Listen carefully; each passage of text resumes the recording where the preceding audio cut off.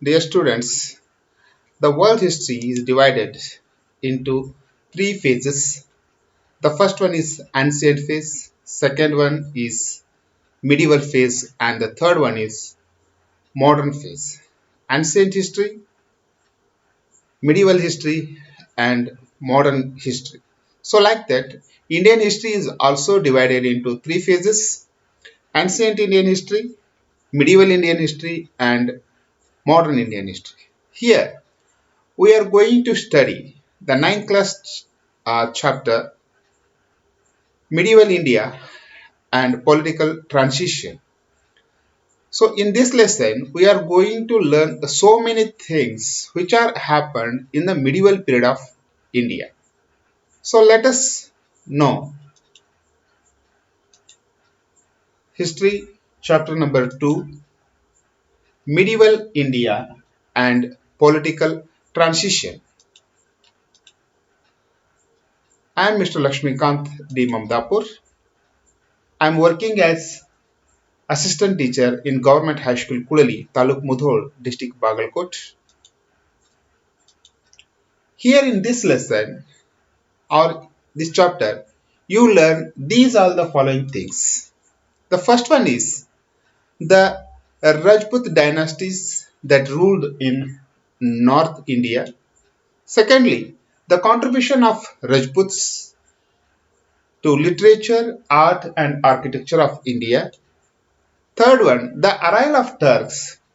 The impact of Muhammad Ghazni and Muhammad Ghori his inventions, the establishment of the Delhi Sultanate, their administration and their contribution. So these are the main points which are we are going to see in this lesson.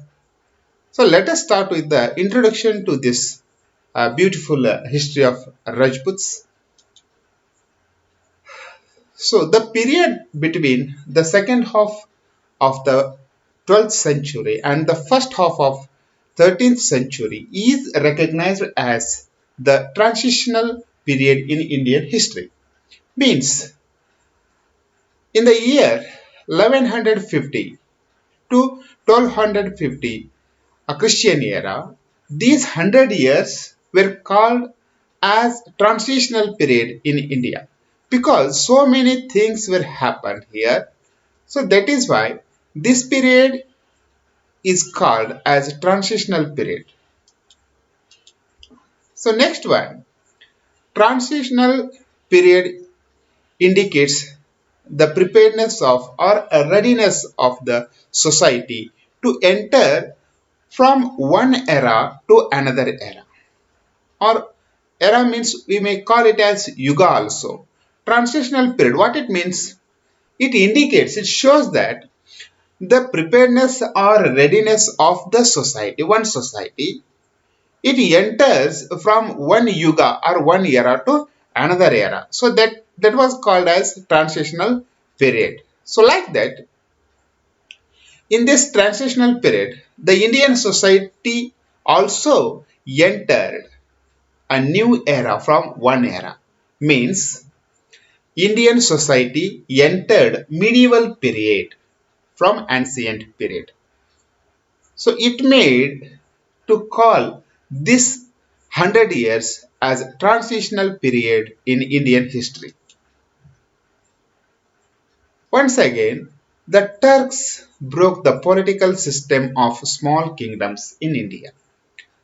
The Turk invaders who came to India, they broke the political system in India, which was practiced in India before the Turks.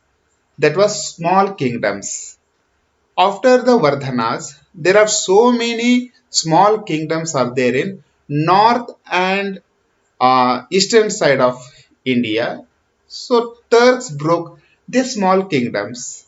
They also established an empire which had a strong centralized power structure. So see here, they broke the small kingdoms and they founded an empire which had a strong central power structure. So, what we call as centralized means the power is in one's hand, one person's hand. That was called as centralized power structure. So Turks made decentralized kingdoms to centralized power structure. So once again, monotheism was expounded or explained in the field of religion due to the influence of Islam.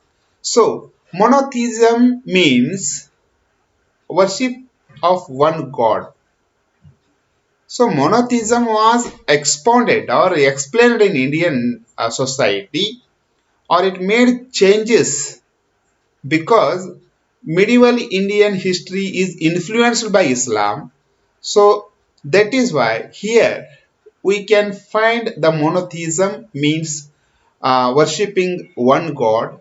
Before that, there are so many gods we were worshipped in India, but after the introduce of Islam, some people started to monotheism.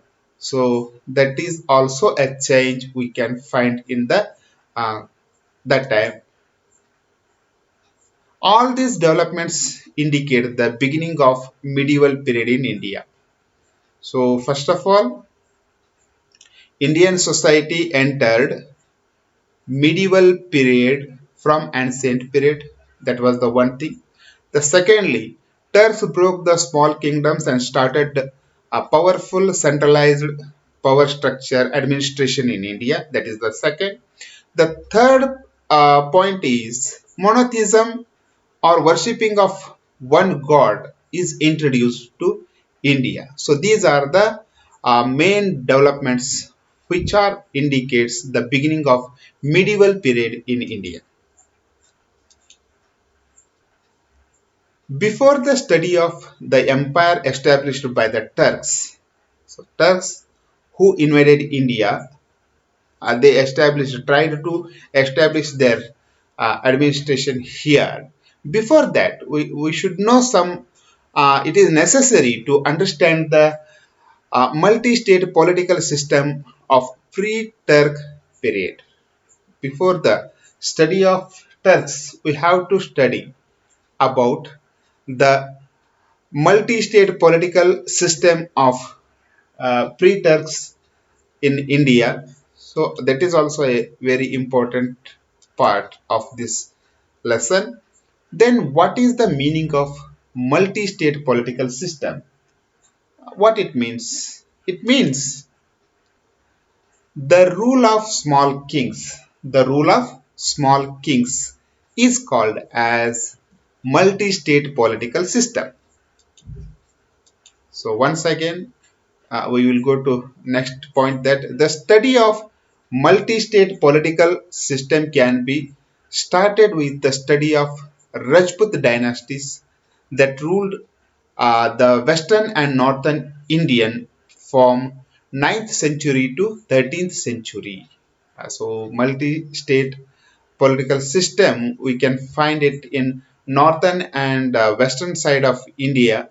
Those are Rajput dynasties who were ruled in India for 9th century to 13th century.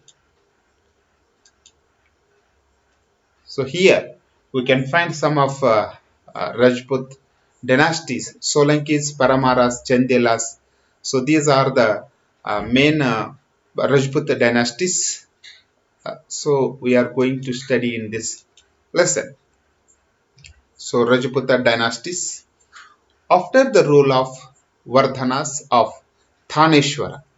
Thaneshwara was ruled by Vardhanas. Their powerful king or famous king was Harshavardhana. Most of the western and the northern India was ruled by some Rajput dynasties After the Vardhanas, northern India is divided into so many parts or so many small kingdoms, and those so many kingdoms were ruled by various Rajput dynasties.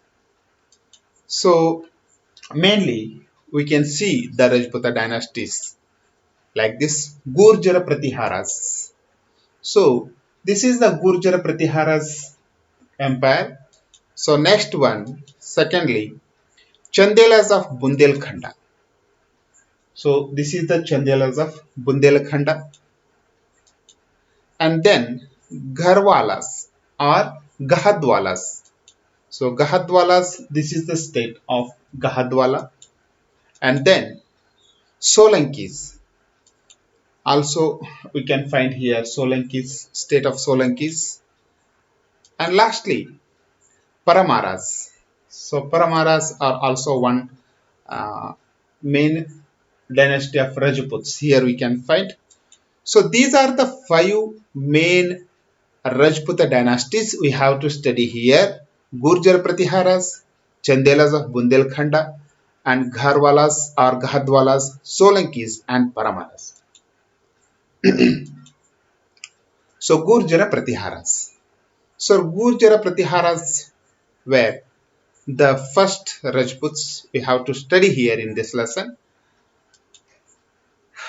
The Pratiharas have claimed in many of their inscriptions that the Lakshmana of Ramayana, who was the brother of Lord Rama, a Kshatriya of Surya Vamsha, as the founding person of their family.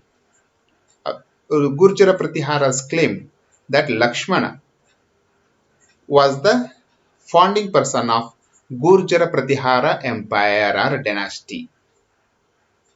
They said like this. This is the Lakshmana, the picture what you are seeing on the screen. Then, what is the reality?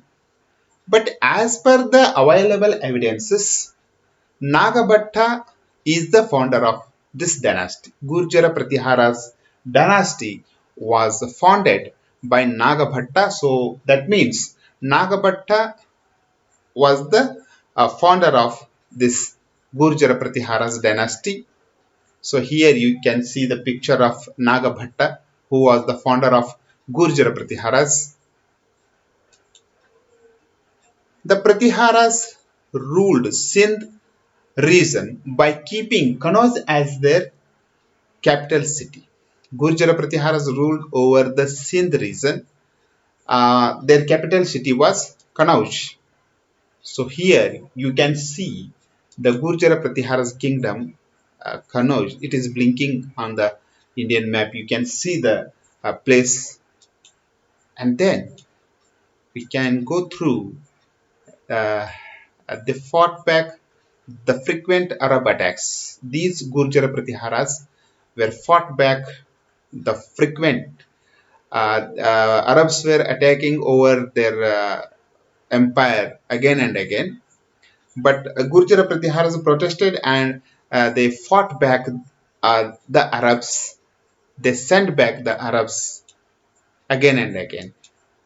So Mihir Bhoja or Mihar Bhoja and Mahendrapala, the powerful rulers of this dynasty, the two kings, Mihir Bhoja and Mahendrapala, those are the powerful rulers of the Gurjara Pratihara dynasty.